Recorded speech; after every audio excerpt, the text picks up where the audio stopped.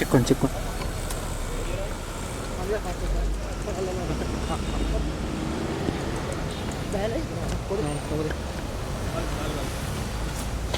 ජනාධිපතිතුමා අද මොකද?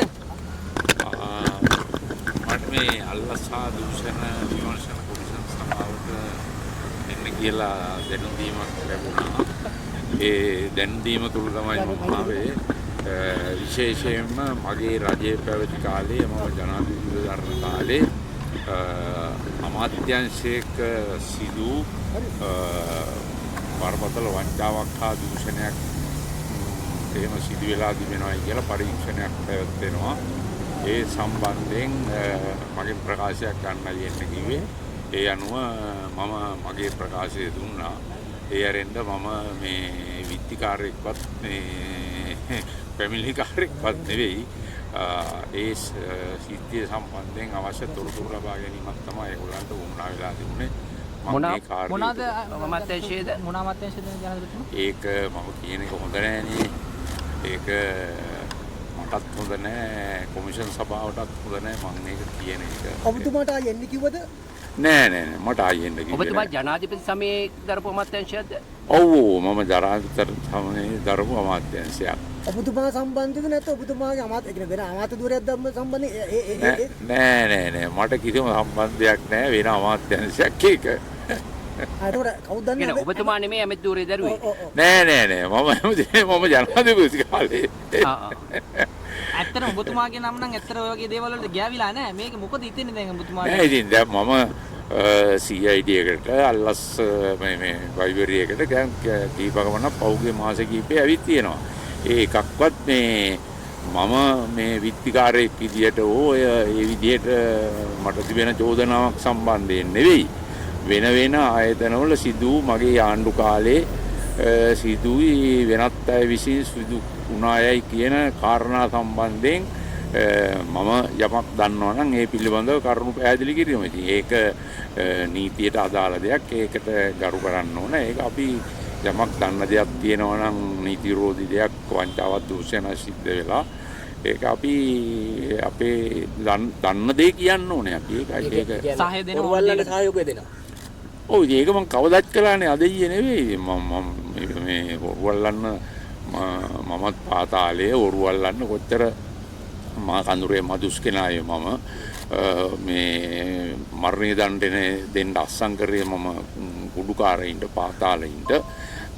එතකොට මම තමයි ලංකාවේ පළවෙනි වතාවට මත්කුඩු පුච්චපු ජනාධිපතිවරයා. ඊට කලින් කිසි කෙනෙක් කළා දුන්නා. ඊට පස්සේ මම දන්නේ නැහැ කවුරුත් අතින් සිදු වුණාද කියලා. ඒ නිසා ඉතින් මගේ මේ වගකීම මම ඉස්සරලා තියෙනවා. ඒකයි පැහැදිලි වැඩක් කළා දිනා කියන්නේ. ඔව් මම පැහැදිලි වැඩක් කළා තියෙනවා. මම විශාල සංවර්ධන කොටසක් කරපු ජනාධිපතිවරයෙක් නේ. මොරකාකන්ද කළුවාගේ කෝටි 24000ක ව්‍යාපෘතියක් මොරකාකන්ද කළුවා කියන්නේ. මට අද වෙනකන් කිසිම රුපියලක සතේක චෝදනාවක් නැහැ. කෝටි 6000ක පොළොන්නරුව පිබිදිම පොළොන්නරුව දිස්කේවන් අනිත් පැත්ත හැරෙව්වා සංවර්ධනය.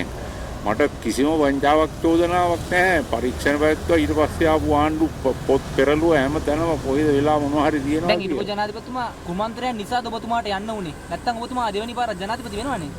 ඔබතුමාට නෑ ඉතින් මේ ඒක ඉතින් මම කිව්වනේ මුලදිම මේ 2015 ජනාධිපතිවරයා විදියට දිවුරු දෙන අවස්ථාවේ මම කිව්වා ජාත්‍ය අමතා කරන කතාවේදී විශේෂයෙන්ම දර්දා හාමුදුරුවෝ ඉස්සරහා මානුවර මම මැතිවරණයකට ජනාධිපති අපේක්ෂකයා විදියට තරණ කර පළවෙනි වතාව වගේම මේ අවසාන වතාව කියලා. ඉතින් මම අවුරුදු 5ක් කළා මම ගියා. ඉතින් ඒක නිසා මට මේ බලය පිළිබඳව මම මුල ඉඳලම දෙවෙනි වර තරණ කරන්නේ නැහැ කියලා මම කියපු කෙනෙක් පළවෙනි අවස්ථාවේ දිවුරුන් දුන්න දවසේ.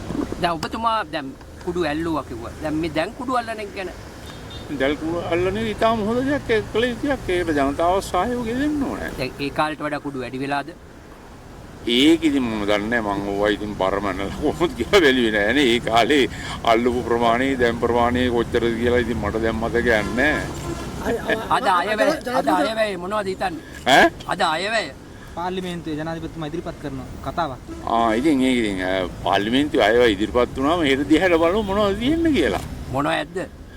මම දන්නේ කොහොමද මම ආණ්ඩුවේ කියන මම മന്ത്രിවරයෙක් පේන්නේ නැහැනේ දැන් දේශපාලන වේදිකාවලත් නැහැ පක්ෂවලත් නැහැ නියෝජනයකුත් නැහැ ඔව් ඔව් යන්නේ නැද්ද නවම්බර් 21 වෙනිදා යන්නේ නැද්ද නවම්බර් 21 වෙනිදා කොහෙද නවම්බර් 21 ඒකපත් පක්ෂයට යන්නේ නැද්ද මම එහෙම එකක් දන්නේ නැහැ මට ආරාධනයකුත් නැහැ මම ඉතින් ටිකක් මේ දේශපාලනයෙන් නිශ්ශබ්ද වෙලා ඉන්න කෙනෙක් මේ කාලය තුල ඉතින් මේ අපේ පක්ෂෙත් අරපුද ඉතින් ඒක නිසා මට ওই නඩු කියන්න වට හැප්පෙන්න බෑ ඒක නිසා මම ඉතින් මේ මට එහෙම ආර්ථිකයකුත් නැහැ නඩු කියන්න. ඔබතුමාගේ අලුත් ගෙදර කොහොමද දැන්? අලුත් ගෙදර අලුත් ජීවිතේ අලුත් ගෙදර අලුත් ජීවිතේ ඉතින් බොහොම හොඳයි මං හරි තෘප්තිමත්ව ඉන්නවා. හරි ඔබතුමා මේ අවසාන වශයෙන් ඔබතුමා දැන් අද දුන්න ප්‍රකාශ දා මීට ඉස්සෙල්ලා දුන්න ප්‍රකාශ වලින් කවුරු හරි අතුලට යන වැඩක් එහෙම තියෙනවද? මට ඒක කියන්න බෑ. ඒක තීන්දුව වෙන්නේ නීතිය හා අධිකරණය. ඒක මට තියා කොමිෂන් එකටවත් කියන්න බෑ. හොඳයි එන අපි එන්න. හරි. ජනපතිතුමා වාහනේත් මාරුණා නේද? වාහනේත් මාරුණා නේද?